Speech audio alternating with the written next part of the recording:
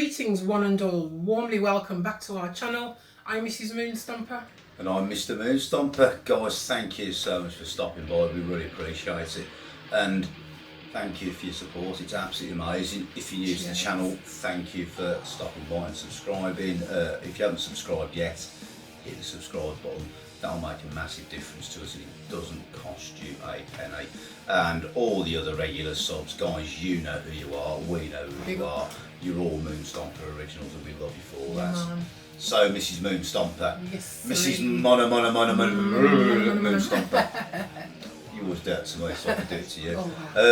Take it back. Today's video, Yes. what's it all about? Motorhead. Well, it's a bit obvious really, it's on the thumbnail. Yes. That's why you clicked it. Well, at least I hope that's why you clicked it. Better. So, Motorhead. Yes. Right, Motorhead to me isn't just a band. No. It's a phenomenon. It just is. It's different, and to me, that's one of the only bands you've never been able to categorise. I've never been able to categorise. No. I don't think it's heavy metal because it's not. Lemmy said it was never heavy metal. He said it was always rock and roll. Rock and roll, yes. But it's different, and that's the reason why I wanted to feature it. That's it. Because I think it's like everybody likes Motorhead, and if you don't like Motorhead, what's wrong with you? Yeah. Really, what's wrong with you? Get with it, man. Skinheads like Motorhead, punks, rockers, everybody. Even my little sister went to a Motorhead concert. She did. Yeah, and she's a clean living nurse, but you know, and there's just that's just the way it goes. I've seen that band 9 times live. Gosh, that's a heck of a lot of times. And what captivated me more than anything else about that band was the minute you walk into that concert, the minute you are hit, and I mean literally hit with that wall of sound, and I mean it's a wall of sound, Gosh. and the lights and the heat. It's like walking into an oven on gas mark 9 Goodness me. with a faulty bulb. It's just the flickering. it's just like wow. And my first ever Motorhead concert, I think it might have been if I remember right, I think it was the Ace of Spades tour. I came out of there and my ears were ringing for 3 days. And my neck was sore, and but it was brilliant. Yeah. It was brilliant. I was hooked. Wow, you know. Yeah, what a way to lose your hearing. So what do you know about Motorhead then, Mrs. Moonstomper? Well, first of all, Ian Kilmister, aka Lemmy, he was born on the 24th of December, 1945. He's a war child, a Yes. war baby, only Just about. Only just. It's a Capricorn baby like me too. Yeah, only just. Well, actually, no, the war was ended by then. But he was fascinated with the war, wasn't he? Yes. And if you look at his back catalogue, it's very. To look at him, he collects Nazi memorabilia. Wow.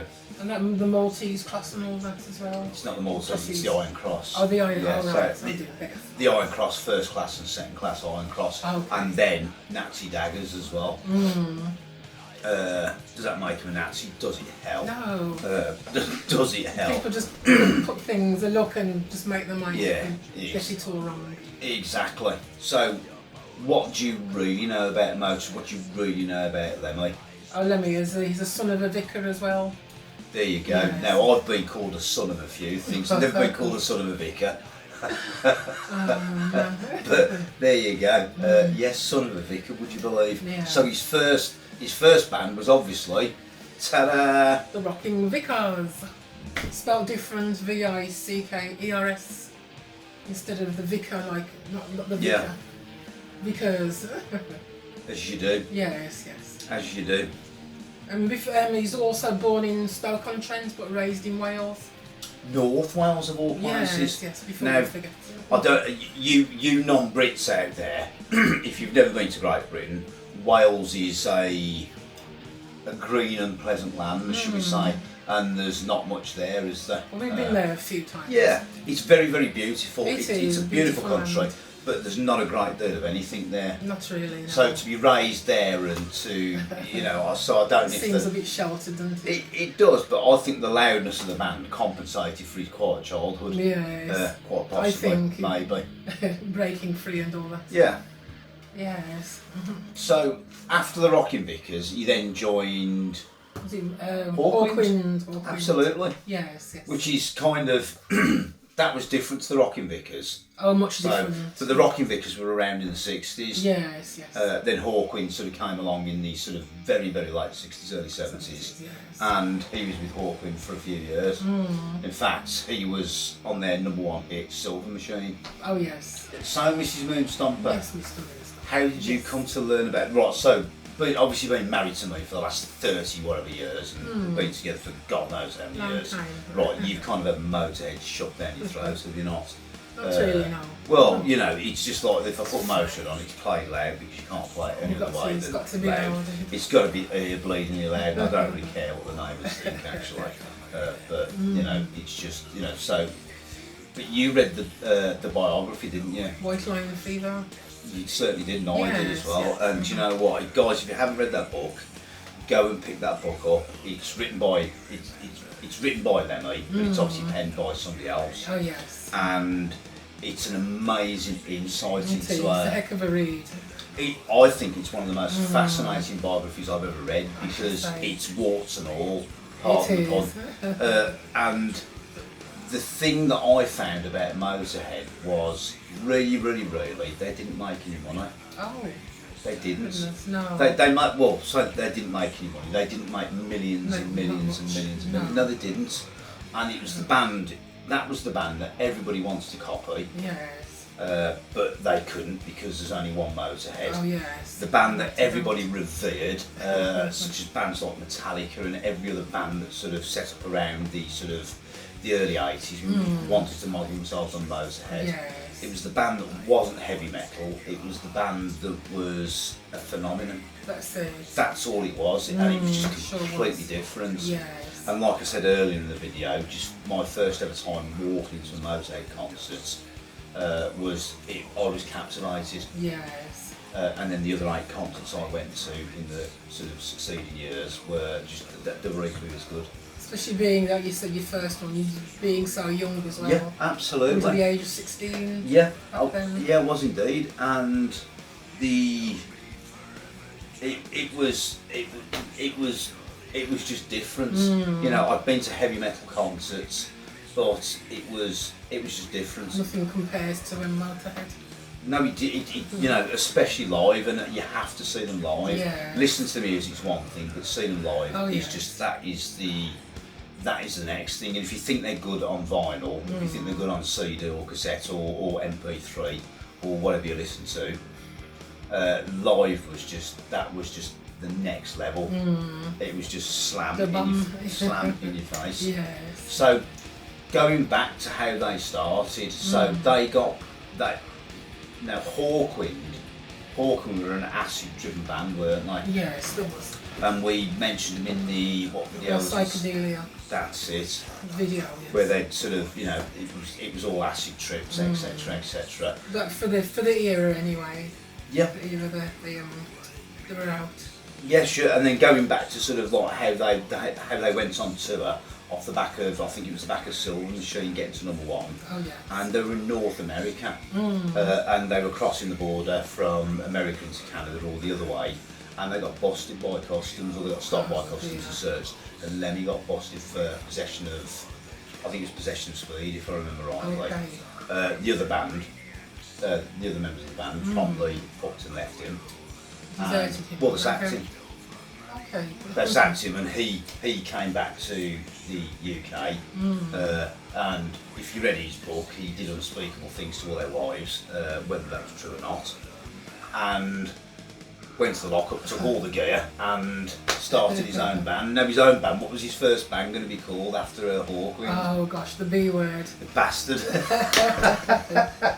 And I think somebody politely pointed out to him that, you know, really, it sounds a good idea. To However, him. if you call your band that, are you ever going to get any airplay on mainstream radio or TV for that matter? Or are you even going to get mentioned in a magazine or a newspaper? Because censorship laws, especially in the 1970s, were that was something else. So he called it Motorhead. Now Motorhead means it's slang for speed freak. Yes. And the speed, the drugs and speed.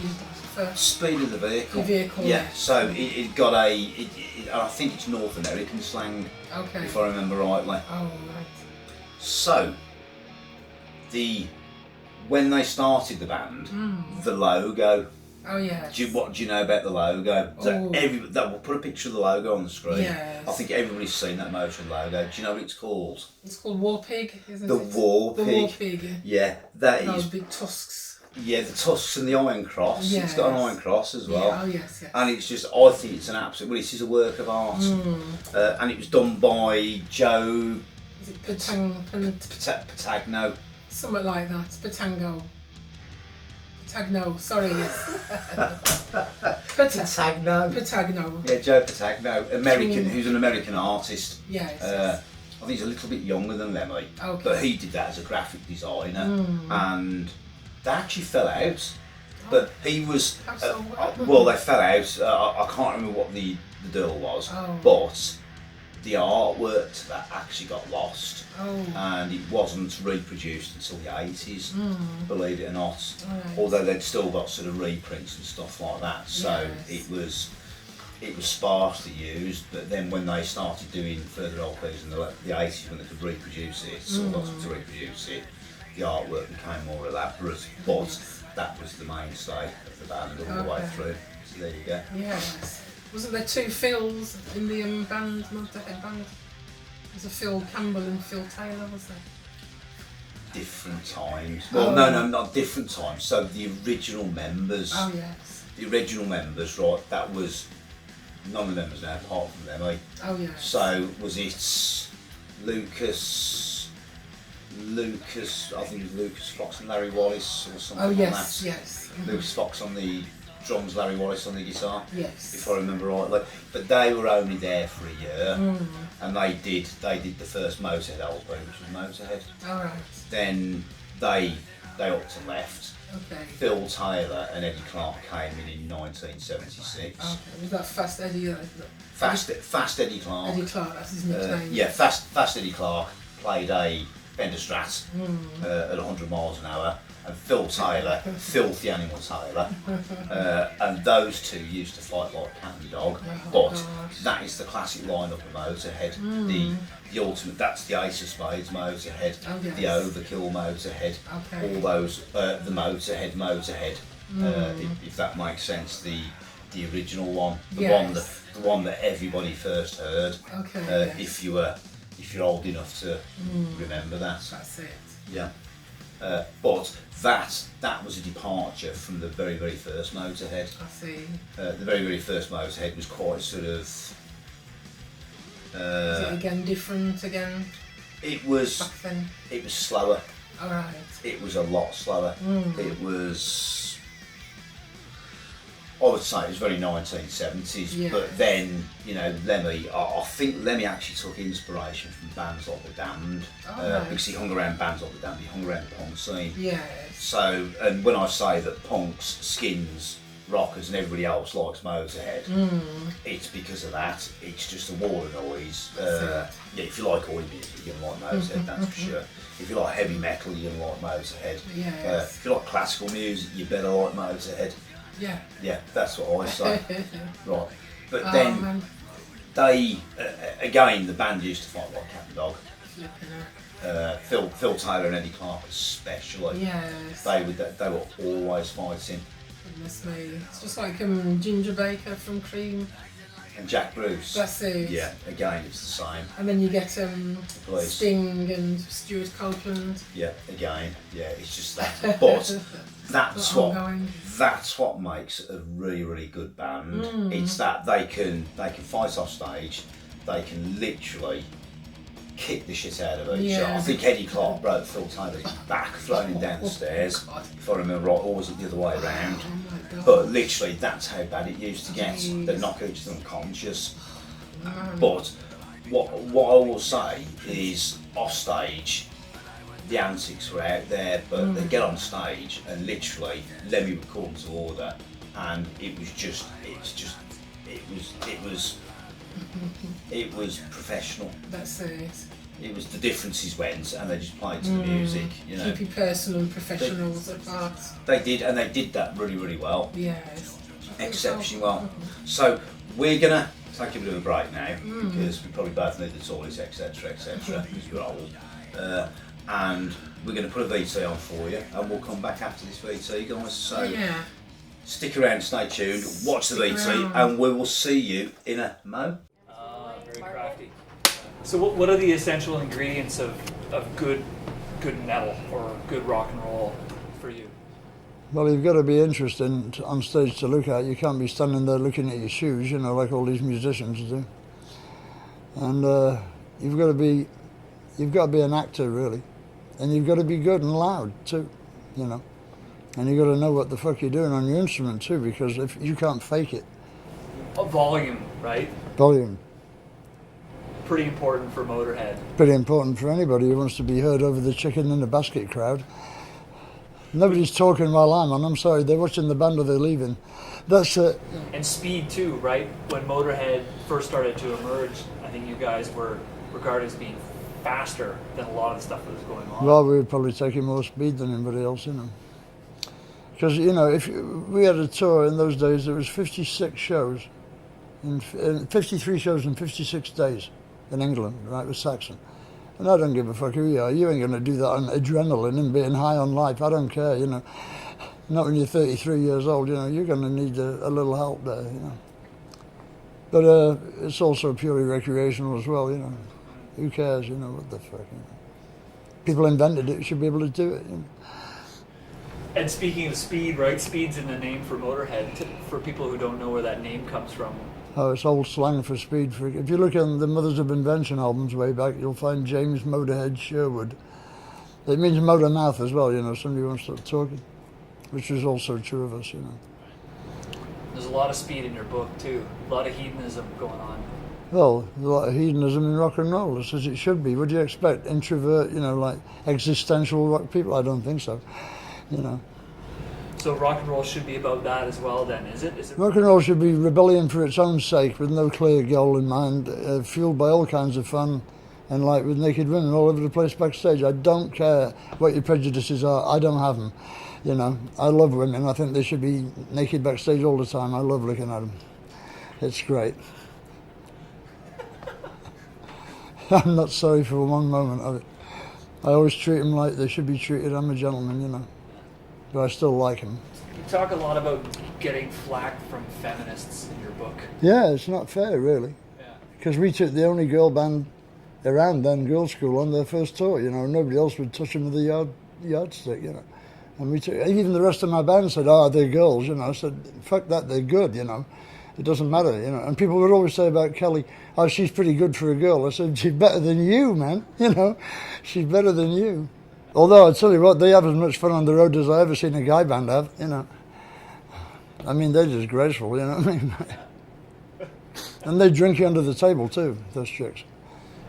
I wanted to ask you about Motorhead fans. And something you comment in your book is actually... Do you have their names? Sorry. Okay. The loyalty of the fans. You mentioned that. And we got people. Talk about that. We got people who have every visible surface of their body tattooed with the Motorhead logo. You know, and like all the album sleeves.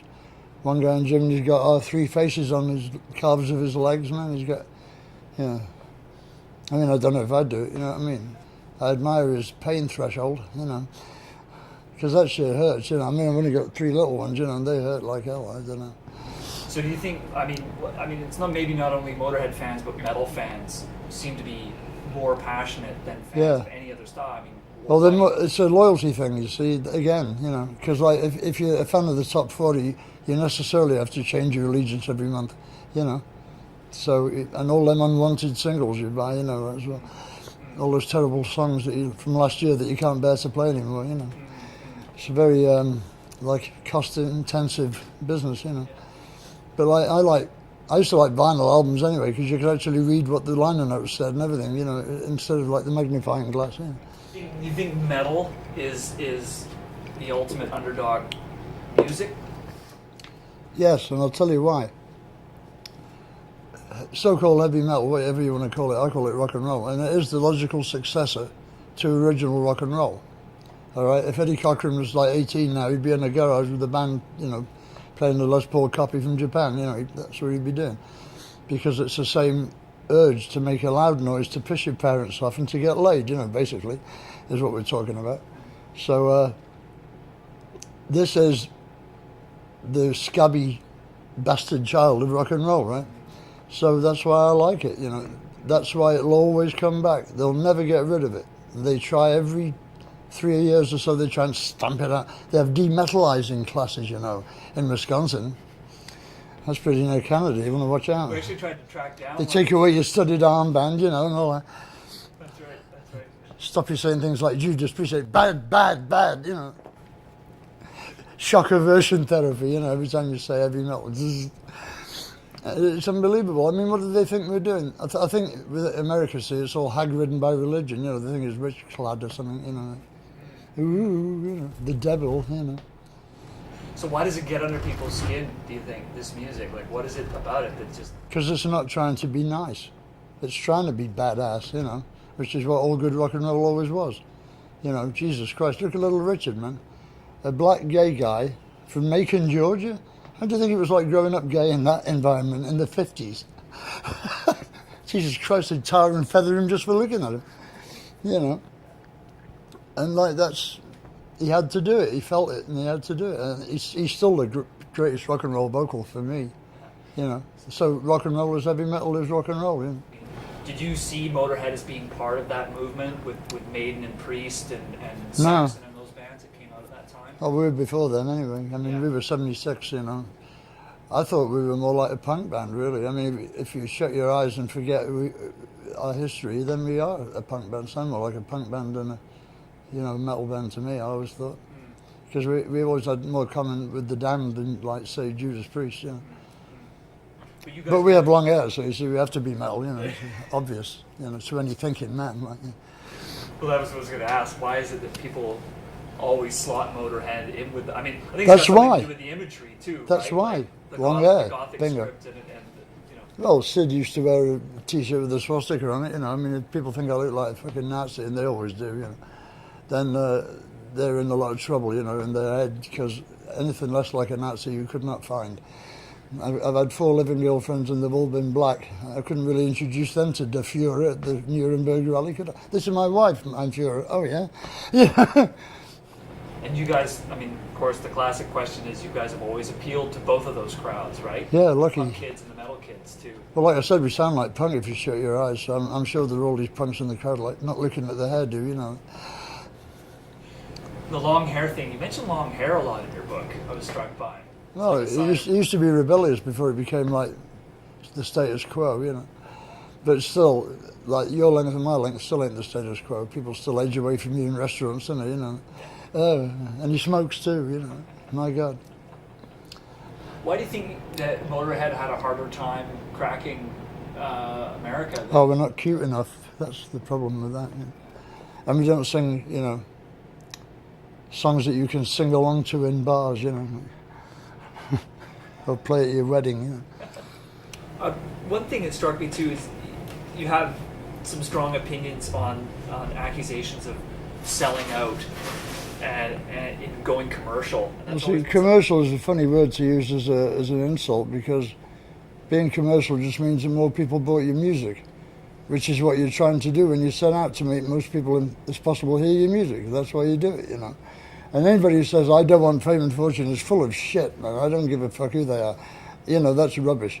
If you want nobody to hear your music, stay in the living room. Nobody will. No problem, you know. But don't be out on stage showing off and tell me you don't want nobody to hear it. Well, that's one of the strange things about metal, right? There's that current which is about not being commercial, not... Oh, no, selling out, inverted looking through. snobbery, it's called.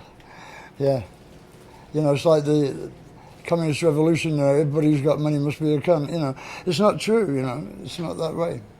Any generalisation is rubbish. So if you say they sold out, maybe they just got lucky. And you can't stand it anymore because of your inverted snobbery, right? You can't stand it that they're not your baby anymore. That only you and 5 of your mates know about them, because that's a great attraction when you're younger. That's right. You want something that's your own. Yeah, you want to, and you can tell people about it, and then they'll know. But you select them, who deserves to know. And if you get really successful global, then all that's out the window, isn't it? Like a secret handshake. We had a kid, as soon as we got a recording contract, before we had any success at all, with Stiff Records, he stopped coming to our shows. He said we sold out, just getting a recording contract. I said, motherfucker, what do you think we was doing it for? So we'd be unknown and die in poverty? No, that's not what I got into rock and roll for. Lemmy, what's the Motorhead philosophy? Do you have one? No. Well, our philosophy is to have a good time and give everybody else a good time if we can, and if we don't, you have to leave the hole, and that's it. Basically, we just want it to be loud, fast, and obnoxious, and have all the obnoxious people in the world cheer, And it seems to be working to an extent, I'm quite happy. I'm doing what I always wanted to do, so I'm having a whale of a time.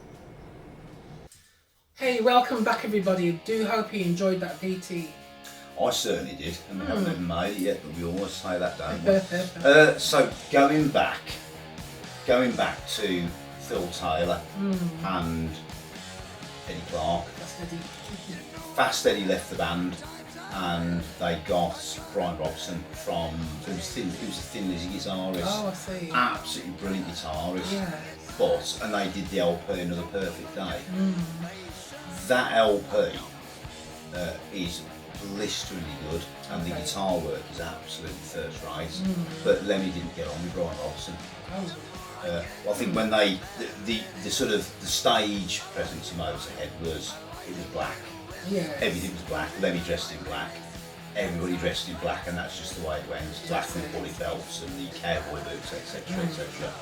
Brian Robson came on stage with a pair of shorts and a singlet or a vest and a little headband, and Lemmy said he looked like Sheena Easton, and a fight happened because of that. So needless to say, he only lasted sort of one LP. Then they got, I think it was Pete Gill on the drums, who was, I think he was a Saxon drummer, or he's drum for Saxon, and the band was starting to change. Yes.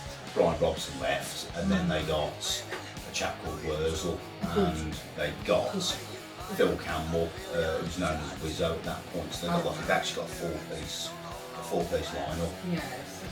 Where they did, I think they did the LP No Remorse, which was like, that was a reissue, and they went on. But sort of going back to the early 80s, their breakthrough LP really was Ace of Spades. That was the one that really put those guys on the map, because that Ace of Spades charted. Yes. And they got no money, they hadn't got a penny, and they needed to do the LP cover. When they did the LP cover for the Ace of Spades, if you have we'll put a picture on the screen, and it looks like they're dressed as sort of cowboys. Yes, sort of like in a spaghetti western, that type of thing, with sombreros, and they've got studs down the side of the trousers and the legs. But because they've got no money, it was actually filmed in a quarry somewhere in England, if I remember rightly. And the studs that got down the side of the trousers, they hadn't got enough to go around, so they could only do one leg each. They had to all turn to the side. As you do. But that LP put them on the map. Oh yes, of course. It really did, and that's going back to the original, the second lineup of Taylor, Clark, and Kilmister. Oh yes. And then they did a live LP after that, which was No Sleep Till Hammersmith, which was absolutely blisteringly good. Wow. And then before that, they got the Bomber LP, and on that, with Lemmy's fascination of World War II stuff, there was a big sort of scaffolding lighting rig of a World War II Lancaster bomber with lights flashing on it, which was absolutely amazing. And they'd always sort of finished the gig with an air raid siren, which was quite good. But then sort of moving on, they were on the Bronze label. Yes. If if I remember rightly, Oh. and then they came off the bronze label. Then bigger things started happening. They started to break to the States, Yes. etc., etc. That's where Lemmy ended up living. He did indeed. That's where he died as well, Los Angeles. He did. So His final days in LA. yeah, frequenting the sort of whiskey a go go and the Rainbow Bar and Grill, which are just like absolutely, they're just synonymous with like world fame. Everybody who's anybody has drank an it in those places, and that's where he frequented. You've got to be there, Yeah. man. But there's the thing about Lemmy, because Lemmy was never married, was he? No, he wasn't. No, but you read the book, didn't you? So you read the yes. book, and it was, you pointed out something to him, like Of his first love. his first and only love. That's it, yes. It was a. It's a black girl called Susan. There you go. She was called Susan, yes. Yeah, and he found her dead. Yeah, she OD'd in the bath, Yeah, and that's where he found her. yeah. Then he never had a partner. Nobody stable after her anyway. No, definitely not. But he just said, that was in the book, wasn't it? Yes, it was, yes. And I found that really sad. It was. Really sad, but I found that an eye opener as well.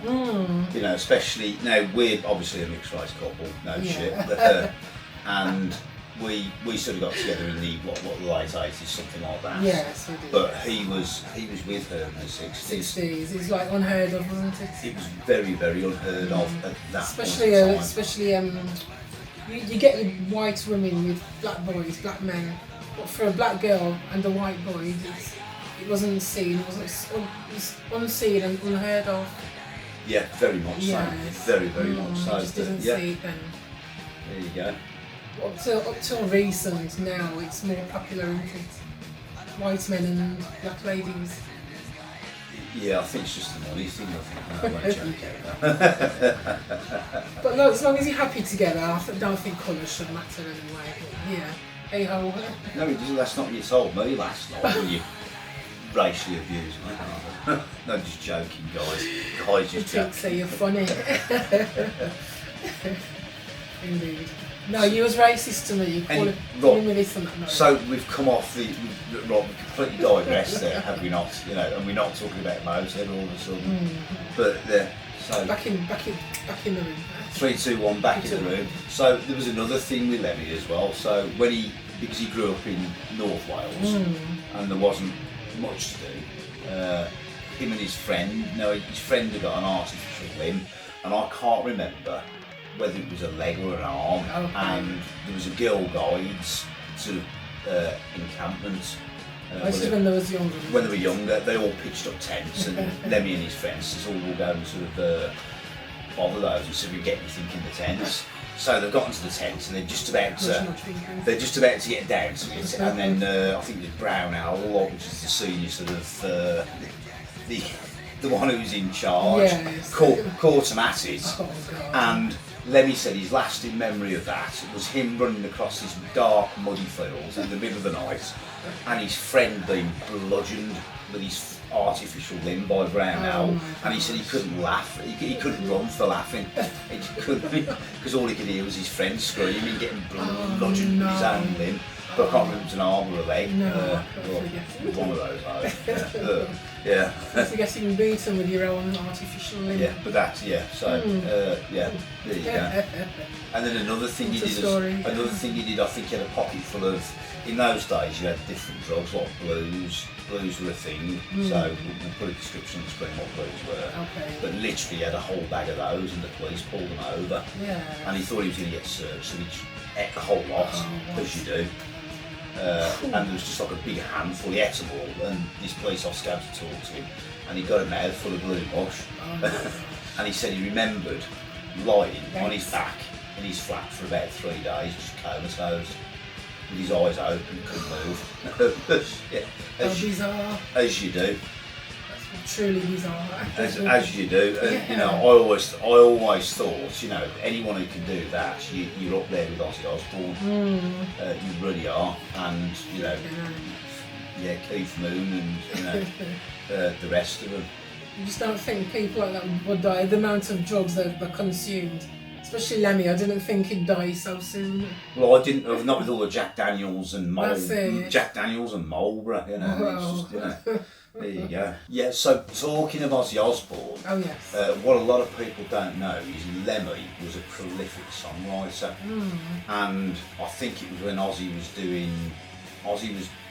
he was doing the No More Tears album, Okay. if I remember rightly, and Sharon Osbourne actually approached Lemmy and she said, do you want to write a couple of songs for Ozzy? He's kind of sort of dried up, can't think of anything. And Lemmy wrote, I think he wrote No More Tears, and he wrote something else, if I remember rightly. He wrote some on the back of a fag packet, literally. Came to Sharon, there you go, just give him those, that will do him. And they were a massive smash for him. Wow, wait. Absolutely massive smash. And Lemmy was a bit annoyed because all he got was a credit on the album. But there you go, got nothing Suppose else. that's life. But yeah, but the band never had no money. It was just always struggling for money.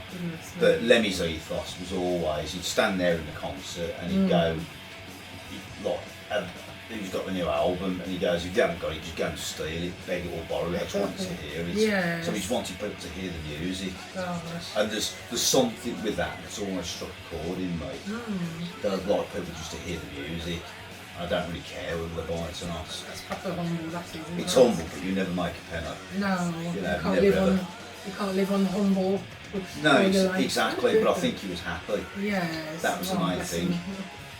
And then, so fast forwarding, so sort of moving out of all that, Wurzel left the band and it just became a three-piece. And basically, Phil Campbell was by his side for what, probably 30 years. Yeah, just over 30 years. A long time. Exactly. Oh, and then Mickey D, sorry, Alright. beg your pardon. So Pete Gill left, Mickey D joined. Oh yes. And then Mickey D was, I think he was with, if I remember rightly, King Diamond or something like that. He's, Okay. I think is he Swedish or Danish or something like that? I think he's Scandinavian. He's Scandinavian, I'm not sure definitely. which part of the. Brilliant drummer, absolute brilliance. And Yes. they just had LP after LP after LP that were really, really good. But the defining moment for those guys, in my humble opinion, was it was two things. Number one, the Inferno album, Oh. and that was actually produced by a bloke called Cameron Webb. So what they've done is they've got rid of the old ways of producing. Yes. Cameron Webb approached them and he said, I would love to produce an LP with Motorhead and make the best heavy metal in the world, to which Lemmy absolutely ripped him a new one and said, this is not heavy metal, it's rock and roll, just remember that. But what they came out with was probably their best LP ever. Wow, talk about a rocky band. It was certainly Lemmy's favourite LP, and I've got to say it's probably my favourite LP Yes. for years and years. It's an absolute masterstroke. Yes. And then they did the live in was it? Was that the anniversary one, was it?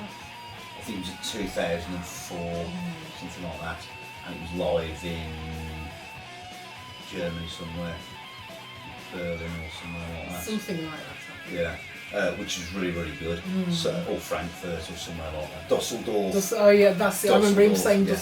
Dusseldorf on stage. Yeah, That was it. live in Dusseldorf. Right, so go. That's on Yeah, YouTube, that's it, guys. just came back to me, yeah. It's on YouTube. You haven't got to pay to watch it. It's just on YouTube.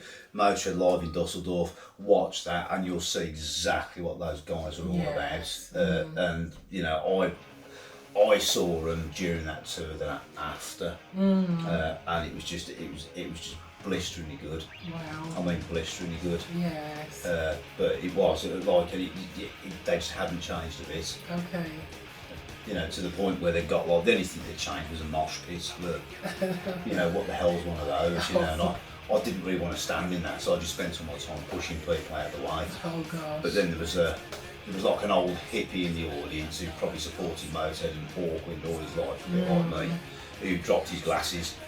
And he was just like, don't bend down and pick those up. You're gonna get crushed. Yeah, absolutely. Crush up. But yeah, complete wall of noise. Yes. Yeah. Dusseldorf reminds you of Alfred the Same-Pet, the programme, the 80s programme that was on ITV. Oh, they were in Dusseldorf, weren't they? yes, yeah. So it reminds me of that. Yeah. Yeah. There you Sort of go. on that way. Yeah. Russell Duff. Yeah, and then we lost him in was it 2015. 2015, and then It was like 4 days after his birthday, because he was born the 24th. he's 29. Was it 28th or 29th? 28th of December. Yeah, it was. So yeah. he's like, yeah, Yeah, 70, bang on 70. yeah, yeah, absolutely. Goodness. And then before that, Phil Taylor. Oh, he passed on, didn't he? Yeah, and then Eddie Clark as well. Oh, They did indeed. quite I didn't. But Eddie Clark, when he left Motorhead, went to a band called Fastway, and they Is that any good? that was really good. Not as good as Motorhead, though, I bet you. No, nothing was No. as good as Motorhead. But there was a film with, I think it was Ozzy Osbourne, it was a film called Trick or Treat, Okay. an 80s film that featured Ozzy Osbourne, Motorhead, no, Ozzy Osbourne and Fastway. Okay. So, Mr. Moonstomper, did you know?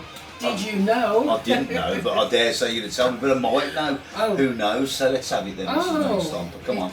Here we go. Lemmy had 2 sons. Well, he's got 2 sons. One, his oldest son, he sort of found he's really estranged from him. I remember that because it was actually in the. It was actually in a film. So Yeah. it was like, there was a film documentary about him. It was actually in a film where he sort of, they actually found each other and made up, didn't they? Well, he said he was at this party, and he said his ex-girlfriend who he had the son off, he said he could hear a god laughing or something and shouting, and she said, he said that she says, go to your dad, he's over there or something. That's what I remember him saying on the film. And he found out that was his son, Paul. His name's Paul. There you go. And he's got another one. He's Sean as well. There you go. Sean Yes. Paul. There you go. Sean and Paul. Yeah, Yes. there you go. Paul's the oldest and Sean. Yeah, so he left a legacy after all. Yes, I He think did so. indeed. So yeah, guys, I can't think of anything else. No. What I will say is just go and check them out. If you haven't heard it doesn't matter what music you like, just go and sit there and listen to something that will blow your brains out. Completely. And there's always something there. Some of it you might not like, some of it you're going to actually love. And it's, you can pick and choose it as well. That's it. Live and loud. Choice is yours. Live and loud. Watch the films. Watch the DVD. That band's never coming back. Because sadly. it can't. No, it's not sadly. I It's know. it's been there. It's done it. It's done its thing. Yeah, and it couldn't be Motorhead without Lemmy. That's it. No matter who tries to sing, there are other copy bands, but they're not. It's not Motorhead. No. It's just not. Lemmy had that back line built for him. That's that huge Marshall called Murder One. Okay. Which was just and it was Murder One as well. Play a Rickenbacker bass through that. Yeah. Play a lock guitar, and it was just like that was loud, and I mean seriously loud. Yeah, Save our ears. yeah, and that's the first time I ever saw a bass play like that as Yeah. well. We Wow. actually play it like a guitar, Wowzers. But yeah, there you That's going back, that Ace of Spades, that's the song everybody came to him and sang every time they saw him, and he just got sick to death. go. He hated it. He absolutely hated it. So much, it got so much. But what I will say, right, from a producer's point of view and from a songmaker's point of view, if you make a song, Yeah. everybody goes, "Oh, that's great," but by the time somebody's listening to it, you will hate X it amount forever of times, because yes. literally I'll sit there and I'll probably listen to that 50 to 100 times, Gosh. and it's just to the point I can't stand it. I can't stand. I never want to listen to it again. Even if I listen to it in 3 years' time, I'll go, "Oh, that was novel," but I won't listen to it in another 3 years. That is it. It's just done for me. So when Lemmy gets up on stage and he's going to play that thing night after night because the fans want it, you just think, "Oh my God, here we go again. Here we go again." But there you go. And they had a spot at Glastonbury as well, Okay. which I seem to remember, and that was not long before his death, bless him. All right. But you can see then, I think, if I remember rightly, I'm sure he sang the wrong words. Oh my God. I'm sure he was playing Motorhead, but he sang Ace of Spades, and I'm sure he was playing Ace of Spades, but he sang Motorhead. And everybody looked and went, oh, that's not, confused. but it kind of went. Oh, bless him. So he just went with it, but yeah, absolutely amazing. Yeah. Yeah. And one of the funniest things, I remember going to, I think it was I'm gonna say it was 1990, 91, and he actually called off a gig because he got a sore throat. Lemmy with a sore throat. You wouldn't know the difference, really, would you? You know. Oh well, blow me down. Just saying. But yeah, he called off a gig, and he just happened to be the gig I was going to. Oh man, he knew you was coming, not really. Probably, but yeah, absolutely brilliant. A phenomenon never to be repeated, to be revered and treasured forever, I think. Yeah. Gosh, yes. So, Mrs. Moonstomper. Yes, Mr. Moonstomper. Mrs. Moonstomper. Oh. Mrs. Munna. Have Check you? it out. Sorry, go on. Have you got anything else? God no. Who put the ram in the Ramalama Ding Dong? Oh Jesus. Oh man. Yeah, I want to know right, okay. who did that. I have to put up with this all the time. And it's Damn all, right you do. it's all very cryptic, I assure you. But yeah, so I've got nothing else No. that I can think of. So you got nothing else? I haven't. Are you sure? Positive. Thank God for that. Positive. Right, what have we got coming up next time for the guys? Oh, depends what's next on the list. Now we've got a whole rash of things, Yeah. have we not? So, was it Daniel, no, I can't remember his name, Daniel,